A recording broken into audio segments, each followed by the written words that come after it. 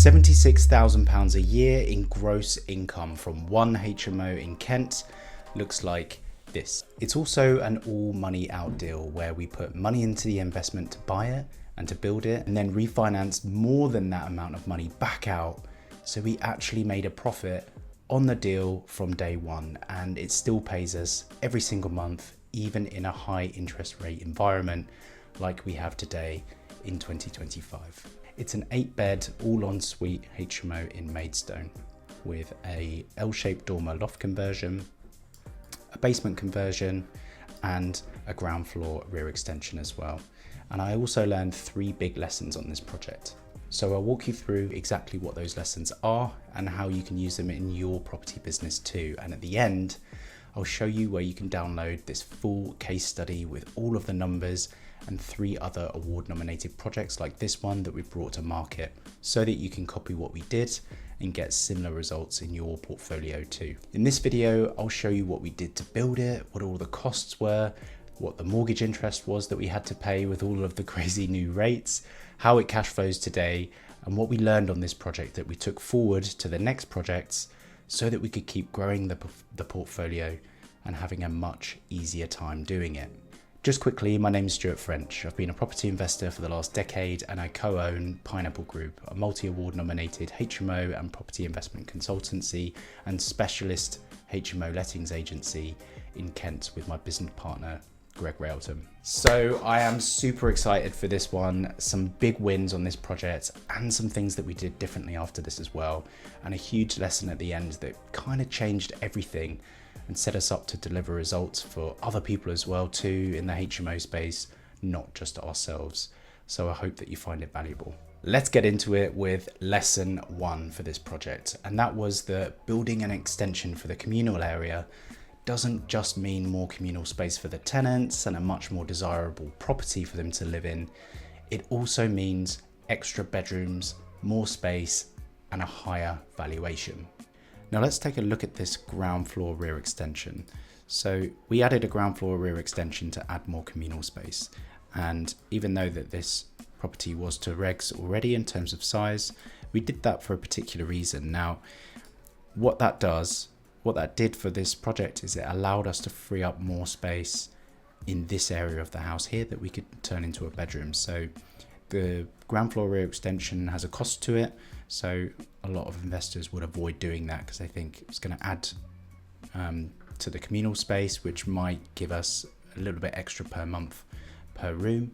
So it's not really that much worth doing. But if you consider that you can extend out the rear of the property and then free up space closer to the front of the property that you can turn into a bedroom, then it's well worth doing. Now, a room in Maidstone with the yields at 7%, like it was in this project, is worth between £75,000 and £100,000. So as long as your loft extension, as long as your ground floor extension is cheaper than that, then it's well worth doing. So adding more space to the communal area frees up space in the main house that you can use as en-suite bedrooms and get a higher valuation, which is exactly what we did on this project. Lesson 2 from this project was with protecting the investment and future-proofing everything. Now, you'll remember that energy prices and interest rates went through the roof quite recently, and that was happening at the time that we were building this HMO. So it's kind of like HMO investing on hard mode because we're the ones paying the utility bills. By the way, if you're thinking about building something awesome that you can set yourself up for retirement with, or leave to your kids or your grandkids, or just replace an income with a real estate portfolio and would like some free resources to help you do that, there's a link in the description to our Kent HMO Alliance and our HMO Mastery Pack that will help you on your way to do that. It's totally free, and our existing clients have used the exact same information in there to build multiple 6-figure businesses in just the time that we've been working with them. It's totally free, there's no sales pitch, just grab the information, join the community, and if you want to reach out, you can book a call with me and my team and we'll be able to help you. Let's get back to the video. Lesson 3 that we learned from this project is that systems are the most important thing by far. We can approach a big project like this with loft extensions, basement conversions, and a ground floor extension, and a build to manage and a refinance to manage as well in 2 ways.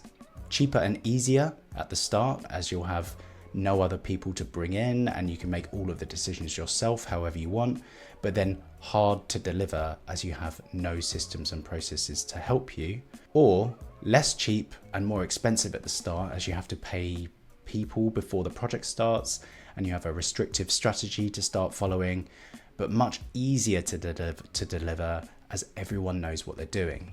It's horses for courses, and every investor's skill set is different, but I prefer to get everything aligned from the start. It's a lot more to do up front, but when the systems are in place and everyone's working together, we can focus our attention as investors on doing other tasks that help us grow the portfolio and let the system handle the smaller decisions for us, rather than be the bottleneck when nothing can move unless we're involved in every single detail and we're just fielding dozens of calls every day. But what does that look like in reality? Let me read through the list of the things that we added to our system just from this project. A planning consultant that we've worked with on every project since this one, and they helped us with the planning app for the loft and the C4 to sui generis change of use. An architect that really knows HMO really well, so they can help to knit the project together. Having a consistent build team that does really high quality work. Knowing the exact first fix installation positions of everything we're installing right from the very start, so that we can install things like individual heating controls to each room to keep energy prices down. So that all needs to be organized and added to the drawings right from the very start. The exact fire alarm panel, which one it is and exactly where it's going, so that it can be set into the wall correctly for a much better finish. We added the John Newton tanking system to future-proof everything in the basement and make sure there's never any issues down there. There wasn't any issues in this property anyway, but adding it to the system just means that we're future-proofed. But to do that, you need to decide a position for it and get all of the infrastructure works planned right from the start. Replacing all the heating pipe work in the property with those larger diameter pipes, so that if the laws change, which they're likely to do in the future, and we all have to use electric rather than gas boilers, and then we all need to go and find and fit air source heat pumps, we can do that immediately because we've got the correct diameter pipework in place and we don't have to tear the walls apart in order to do that. Plus, choosing a place for it all to go in the design. And having a set list of products that you can take from one project to the next, so that we know what the costs are going to be, what radiators we're using, what bathroom furniture we're going to use and how big it is, what blinds we're going to use, bedroom furniture, light fittings, flooring, knowing whether it's a 1200 shower tray that you're using or a 1000 shower tray, to keep the standard that you want, so someone doesn't fit something that's too small because they're cutting a corner. It all helps keep the standard because everyone knows what they're fitting, and then it helps the architect design it because he knows exactly what the standard is, and the builder knows exactly where he's getting all of those products from, how much it all is, and then he can accurately price your project rather than keep adding a bit because they're never sure exactly what things are going to cost. They'll just know because it's all planned out before.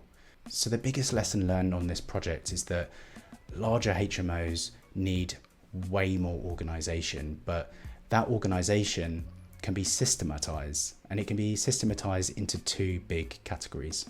The macro stuff, so which architect, which lender based on the valuers that they're using, which planning strategy, and how many bedrooms we need to achieve for the project to actually be worth it. All the way down to the micro level with light fittings, which sockets you're using, who's installing it, and how the property is going to be dressed for marketing. And this project was the start of the real next phase in our journey, because once we'd written that down, built the repeatable systems on how to deliver projects like this, we turned our focus into creating systems to find opportunities that would allow us to plug in that existing system. So sourcing then just became a process of finding properties that we could plug our system into and get closer to the outcome that we wanted without wasting tons of time viewing stuff that wasn't ever going to work. And at this point in time, we were just exploring that sourcing system, and it wasn't where it is today. But you'll start to see as I show you more of these projects, and certainly the next one, that they have a certain rhythm, a certain pattern that means we can teach that to anyone that wants to do this too. And if you want to see that in more detail, how you can find opportunities in the marketplace that deliver high return on investment with a tried and tested formula that's worked for us and our clients since we've deployed it, click the link in the description, join the Kent HMO Alliance, and everything's in there along with these case studies so you can follow along. But if you just want to see the numbers, I'll jump into them now. So let's walk through the numbers. This property was bought for £275,000 with cash. These are the legal costs. We didn't have a survey. We didn't need a mortgage survey because we bought it cash. We turned it into an 8-bedroom HMO with 6 rooms at 750, 1 room at 800, and the couple's room at 950. Then management fees and actual running costs were £1,500 a month, just under, and the rental income was £6,250 or £75,000 for the year.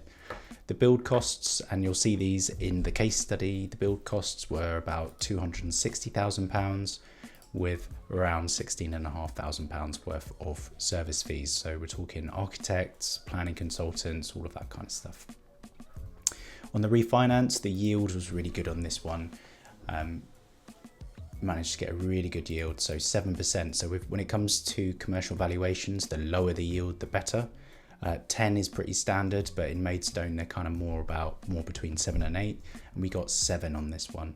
25% cost deduction gave us an end value of 805,000, just over 805,000 for this property. So you're buying it for 275, you're doing £260,000 worth of work to it, and a little bit extra for service fees, architects and stuff, and then the property's worth 805,000 afterwards.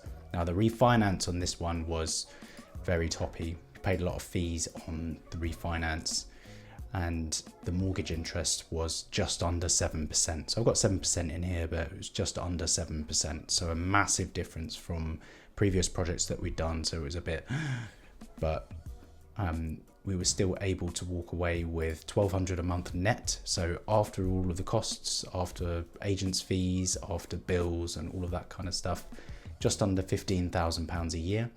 And when we took out a 75% mortgage on our 805,000 valuation, that was all money out. So we spent around 603 on it, and we refinanced almost exactly the same number. It was about £1,000 difference. So that was buy the property, loft extension, basement conversion, ground floor rear extension, do all of that work, all of the service fees, all of the refinance fees, and then with all costs included, we were able to take out all of our money and still earn £1,200 a month. Now, you might be thinking, oh, that's not a lot for an 8-bed, but consider this. So interest rates are coming down. This was like very peak, and interest rates are coming down now. Swap rates, 2-year swap rates are coming down. They were, last time I checked, they're around 4.5%. So if we said that in a year's time or maybe 2 years' time, we can remortgage this property or put it onto a new product and pay 5%, all of a sudden our monthly cash flow goes up to £2,235 a month. And this is something that I see a lot, is investors that, because of the high interest rate environment, they're really resistant to invest. But this allowed us, by keep investing through this environment, it meant that we could get a property that was definitely worth more than 275. We could negotiate a discount because there was so much space in the market. No one was really buying at the time because of rates.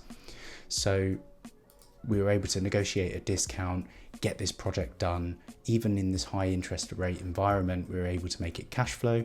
And then in a couple of years' time, you just wait for that interest rate to come down and you will double your monthly cash flow from 1,100, 1,200, almost double it to 2,200 just with a paperwork exercise. So let me know what you think of this deal.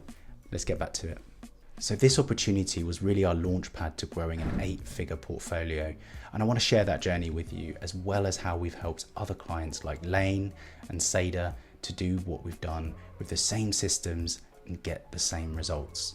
And in the next video, I'll show you the results that it delivered for us on a 9-bedroom HMO that was only possible because of the 6-bed and the lessons from the 7-bed and the lessons from the 8-bed HMO that came before it. It's a really nice project and it picked up an award nomination as well. So if you're interested in HMOs and building a portfolio that can replace an income way quicker than anything else that I've seen in the property space without doing something crazy like rent to rent or spending your weekend sending 5,000 letters, make sure you check it out and I'll see you in there.